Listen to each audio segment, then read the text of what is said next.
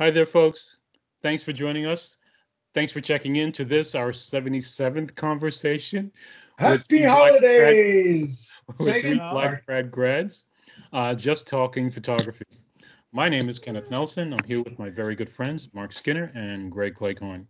We're all graduates of the Fine Art Photography program at Pratt Institute in Brooklyn, New York, and each of us brings decades of professional commercial experience in various sectors of the commercial photography world. So, in this episode, it's titled Inch by Inch, Step by Step. And what does that mean?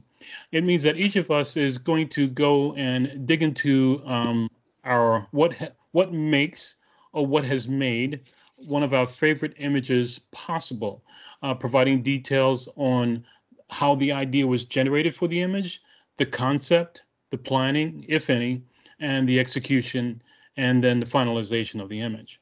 I thought this would be a great time to just do this because to get an idea of how three people perform these acts and what happens from the beginning, the middle, and the end, and how it all ends up. So, with that in mind, uh, Greg is first I'm up. to speak to. And so I'll bring up Greg's image. And Greg, you could speak on your image, Yeah. Okay. execution, concept, and everything. Okay. Um. Well, I used to live up here in Sacramento Bay Area, um, and San Francisco is kind of like New York in that it's constantly photographed some of the most iconic images in the Bay Area. Of course, the Golden Gate Bridge. So I went out. I took a drive out there, and I saw the bridge, and I'm like, oh my gosh, how on earth am I going to make this look any different than what's already been done? And beautiful, man, just majestic bridge. And when I the first time I went out, I was like, oh, this is beautiful. Took a couple of sketch snapshots, and then I was like, there's everything is missing. The water is dead. The sky was just, typical California, no clouds. And I didn't see any of the famous San Francisco fog. So I was like, you know what? Let me start watching the weather. So I started watching the weather forecast and watching the skies, and I was like, okay, all right. Eventually, I'm going to get clouds. When I hear they're coming, I just hightail it, an hour drive or whatever to get out there to see what see what it looks like. But then I thought about that. I was like, you know what? So what? You'll have another picture of the Golden Gate Bridge with pretty sky and puffy cloud. I was like, okay, all right, something else. So I kind of went south a little bit, southwest a little bit of the bridge, came back east to see what was going on either side. Went on the other side, saw the other side, saw how it looked over there, came back. This was like I tell you, it was a couple of months before I captured this because I went down there and that little building to underneath the bridge is an armory, an old armory or the battery where they used to shoot at ships if they had to. But um, I noticed there were people all over the thing, and then the day I went, I waited for a storm. You know, so I knew there was going to be good clouds, so uh, I noticed that the seas were really, really choppy. And if you look in the middle there, you can see um, this guy's surfboard up in the air. He just wiped out. Hmm. And you can see a couple other surfers, bobbing up in the water back there. But this area gets waves and they surf those. But then the waves have to go somewhere. So they smash into the tidal break there, and if you're not prepared for it, if you don't know it's coming, you're getting wet. You're getting soaking wet. And I know that from experience because I didn't know when I walked up. I was like, oh, cool. So all of that, I added a little, post shot. I got this shot because the kids were heading down there, and I was like, oh boy, here's the shot. Because I like people. I still like the photojournalism part of it, photography, and I just waited. I just waited. I knew these, I got my frame. I had my clouds. I had the, good depth. I had water. Now to pop it, I just waited for something to happen, and that water came up right on. right on schedule, right on cue, and I just hit like maybe 5, 6 shots of this. I got them running. Some of them trying to avoid the water, some of them not. He's like, okay, I'm done. I'm getting wet. So, um, and I just get a kick out of this and process, step by step. It's seeing, seeing, and then it's like, yeah, you see, what are you going to do about it? Okay. So, and then as an artist, you have to paint with light or paint with something. I could have gone into Photoshop and added clouds. I could have created a photo illustration, but I enjoyed capturing moments. And for me, this was a very cool moment. It was fun. It was, San Francisco, no doubt. They've got the bay, got the historic building in the background, and these kids, running from water. I just got a kick out of it. So that was my process for this. I did very minimal retouching or uh, dodging and burning. I think I may have dodged in the sky a little bit more than it started off with. But for the most part, this is the way it was. So that's it. I know I talked a little long. I apologize. That's right. What I really like about this photo is how you caught a lot of the spray of the of the The image, water, of the wave. A lot the of times spray of people the wind. either get, well, in the right hand corner, where right behind the people there. Uh, Usually people either get the spray or the people, but it looks like you've gotten them. You've photographed them just as they also are realizing that the water is about to breach that wall. So water is it's coming. yeah, just after they see it, and it's a good moment. Mm. Hey, Greg, just Yes, one sir. question for me. Go ahead. In terms of planning or concept, was Yes. this something you had pre-thought about, or was just something that happened at the moment you were there? And so the conception happened at the moment, and the execution happened few minutes after. And then your finalization of the final image, when did that happen relative to the time you took the photograph? You do not ask simple questions. That's a really good question, Mr. Nelson. Let me see if I can. Well, it was kind of some of both. You got that right. Because I wanted to get a shot of the Golden Gate Bridge, but then when I got there, I went back to the basics. It's like, you know, design how I wanted the foreground to be at an angle or straight or compositionally, putting the tower to the left of the scene, how is that going to do? Could I Hmm. turn more? So it was just basic, Hmm. compositional question through the Yeah. camera. And even that, I mean, I could have gotten the best composition, possible, but there was still something missing. And, as just perseverance would have it, because if you really want a good shot, you have to keep at it. um, I noticed the water and the kids, and well, I noticed the water first, and I was like, somebody's gonna get it, and I kept watching, and I just waited. You know, these Hmm. kids. It took a while for these kids to show up. I spent pretty much the day out there, and these it just worked. They were in the right place. They came and they fit the composition that I really liked, and this is the capture. Does that answer your question? Yeah, that's fine. That's fine. Okay. All Okay. right. I mean, I didn't preconceive them showing up and trying to capture them. That was just Yeah. serendipity. That Yeah. just kind of Yeah. just happened. So Got it. Okay. Let's move on to Mark. Mark. Brooklyn. Good. Brooklyn. Sorry, Mark.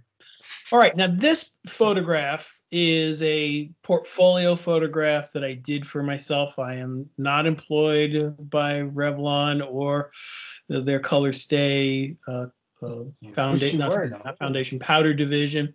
But what I did was, I wanted to create a portfolio piece that included makeup, and I wanted to make sure I had a few containers in that.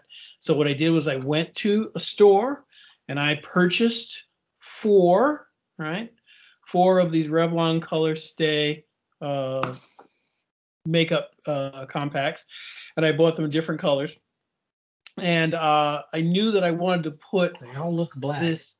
Yeah, well, yeah. I knew that I wanted I'm sorry, to go put them ahead. on a pedestal because that's a way of making cosmetics and colognes and perfumes not only seem very classy, but also elegant, sophisticated, but very classical. I shouldn't say classic, classical. And so I built uh, a stand for them, right? And this is made of birch wood that I cut and I glued together, and then I put what is that called?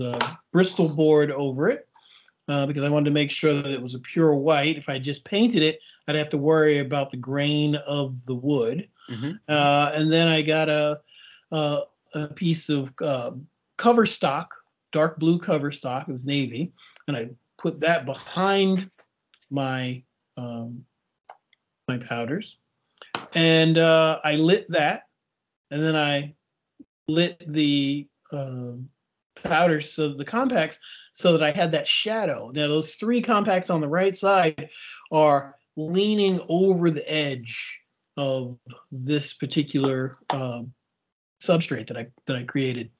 And so by putting an overhead light above, I could get that shadow. So it gives it a little bit of dimension, although it looks like it's flat because it's white. And most of the time, flat, just plain pure white reads as nothingness in a photograph. And then I added a snooted light to add additional color, excuse me, not additional illumination inside the compact that is actually on end. And then in post, I did burn that in a little bit because the color was a little too bright. Mm-hmm. And that was it. That was really it. And of course, I cropped it a little bit because, and I did that with the little small compact Leica camera. That's this one, right? Little Deluxe 7, and I used a sort of a macro attachment, a little tiny small macro attachment, and that's really it. And this kind of harkens back. Oh, excuse me, one more light, a strip light. That's where you see uh, those reflections, the glare on the right side. So Mm-hmm. that's it. So it's a strip light, uh, and three total four lights. So you got the strip light, the snooted lamp, a spotlight from above, and another snooted lamp underneath and up, so that you get that gradient from the bottom all the way up. And just for clarity, how long from concept to execution to finalization? It took about a year or so because what I do is in an early episode I showed you guys the sketchbook that I use to have some creative ideas. Mm-hmm. I really wanted to do a photograph like this for a while, probably from 2019, right? Mm-hmm. Maybe. Anyway, it took about a year to actually finally get this done. I had to, decide how I was going to make this and what I was going to put in the background. I mean, any number of colors. If you put a green background, it might read more like the holidays. If you put a purple background, it might read more like spring. Excuse me, a lavender background. So I wanted to make sure there was a background that didn't necessarily look like a specific time of year. It looks like a definite time of day, though. Is this an evening? Get your makeup on before you head out to the club or to dinner. That dark blue does suggest, you know, evening. We're heading Yeah, out. a Having setting Well, a sun. party. in Yeah. that case, I'm very fortunate that its colors stay because it intimates two things. I mean, you've got that harsh shadow from above that makes it look like a daylight shadow between that and the glare on the right. But you're absolutely right. The background sort of reads as if it's dusk. So you've got the juxtaposition of sort of daylight lighting with iconography, the color background that certainly does read as if it were nighttime. So it kind of indicates that that particular makeup will stay throughout the entire day. My only uh, I mean, I wish you had just totally hammered that shadow over the edge. That thing, that is for me, that's the coolest part of this picture. Hmm. That shadow that's, cause, and it's so subtle. I mean, you look at it and you're looking at the product, you're like, yeah. Right. But oh Well, man, you should have just hit us over the head with that the fact that there is something dimensional gets lost. But well, I love that shadow. it may It's like it's get a coming little out bit of the lost. frame, It's very subtle, but the question is, why would I add something that sort of takes away from the attention of the product? No, I mean, it adds to it. I just Sorry. wanted to intimate. I'm very big on intimating things. I think sometimes, some things are done a little too heavy-handedly, but that's just me. Okay. Well, okay. Okay. My other question: why didn't you add like a highlight on the product itself? Because it's jet black. It would have been cool to just have like a. Never mind. Go ahead. Well, I mean, once again, the main part is this part. So, I mean, sure, I The could kind product. of, give you that, but that would distract, right? I mean, if you see the reflection. Not for me. I mean, not a reflection, just a highlight of light on there, so it adds some Right. depth to I know what you're saying, but if I don't let the product retain its color of being pure black, itself, right? right, and you see with a flat surface like Yeah. this, it's not It's, curved. It would just, I'd have a choice. I either have coloring the entire image, or I can create a shape, but there's no value added to that. I like the value added, but okay, cool, yeah. nice shot. Thank you. Okay. All right. And now we'll move to me. Okay, and I'm going to share my Take screen. it away, Mr. Nelson. Okay, and my presentation is going to be slightly different. Basically, I'm going to concentrate. We talked about images, and when I speak about images, I usually speak about images that are related to a series or a project. And so I have to start by giving you the lowdown on the project, because that then explains the image. And so in this particular image, in this particular series of images, I worked on the project that I've been working on is called Frame a View. And I've been working on this project since 1999 through the present. Oh, you set us up, you sneaky so and so. Go ahead. I can't wait to Okay. see these. Go ahead. Okay. So no, I'm not going to belabor it and give you a whole lowdown. I'm just going to go Well, no, through a belabor it. series, right? So this is Greg, you just probably mad because you didn't bring popcorn. so this is I probably have popcorn. That's right. no problem. And if I try to recall when was the first time I executed something similar to what the project calls for, which is frame of view. And the major feature of frame of view is the perspective or the point of view. And the point of view of frame of view is if you frame a view, it takes the context of what is supposed to happening. You're framing a view in a different way. And in this particular instance, the frame of view is always referencing a low point of view from a low perspective. So since 1999, maybe before, because I know I've probably executed similar images like this before, where the image is shot from below, as low to the ground as you can get. And so this was one of the first executions that I've been able to find recently where I'm actually hand holding the camera about an inch or two off the ground and aiming up at the subjects.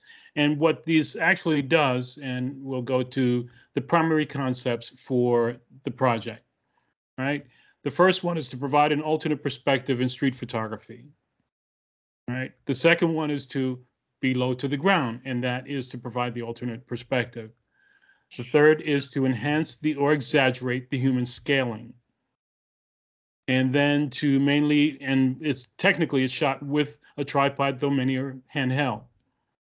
And the last one is our early images are in black and white because I was shooting film, but there's no difference between a black and white image for me for this project and a later image that's in color.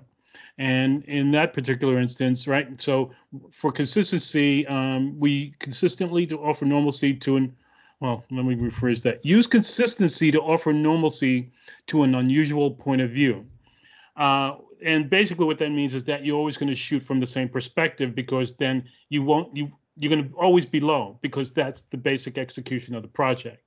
You can't shoot from waist height. You can't shoot from chest height. You always have to shoot from low. And I'll close this out by showing you one of my most recent image I did with this is this.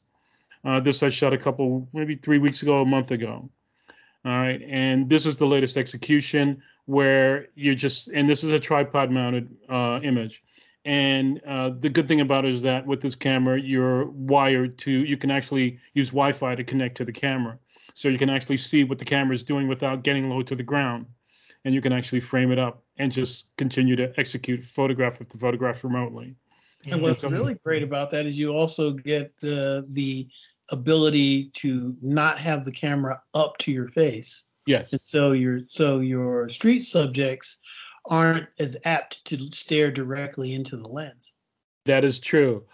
I will honor that by saying 90% of the people don't notice it, but 10% do. And that's a lot of people who notice it. And the reason why I know is because they're looking at camera in the image. they're New Yorkers. They see everything. Yeah. They So just again, don't care. well, yeah. And what's interesting is that again, what's happening here is two things. You're creating a project, and what's interesting is that for this particular instance, the project name came much later than the first executions of it. And then later on, you think about what can I call this that puts it into a perspective, and it's short and sweet and simple. And the naming came along about 18 years ago. I believe it. It's a well, cool that last project. image, that So last image maybe reminds 14, me of maybe the 15 billboard years ago. The last image reminds me of the poster they had for Fast Furious. Was it 7 or 8, where they had the view from under the wheel and you saw the crew walking toward the frame? Yes, and that's then I'll just reference it because I've taken literally hundreds of images, and I haven't shown them, but one of the major features is, the Attack of the 50-Foot Woman, the movie? Yes. Right? That is sort of what I reference to, because you see that height. Actually, there's another commercial. Spectrum has a commercial out where they use oversized people within the city, and and they're basically, it's weird. It's oversized people versus younger people, and so you got these really tall people equivalent to the height of the building, and I like that execution because it's exaggerating the height of the human form. Perspective gag that everybody likes to use. I mean, it is. Honestly, if it's a great gag every time I see it. Like the wheel is bigger than the people, and I loved it in that poster, and I love it in your photo. I mean, yeah. But for me, what separates that forced perspective from what you're doing, Ken? I mean, as a New York, growing up in New York, you don't see stuff normally from that perspective. Right. And especially from that low, because the streets are kind of nasty and you don't want to get down that low. But the way you captured it, the crosswalk now it was meaty. Yes. It was, it was alive. It wasn't like just something you're always looking down at. Yes. And it's making the things that are monumental more monumental.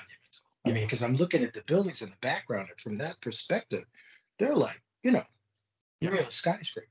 So I was saying. What I do like about your photo, Ken, is that everything's very linear. It's very cleanly. There's no perspective distortion or anything like that.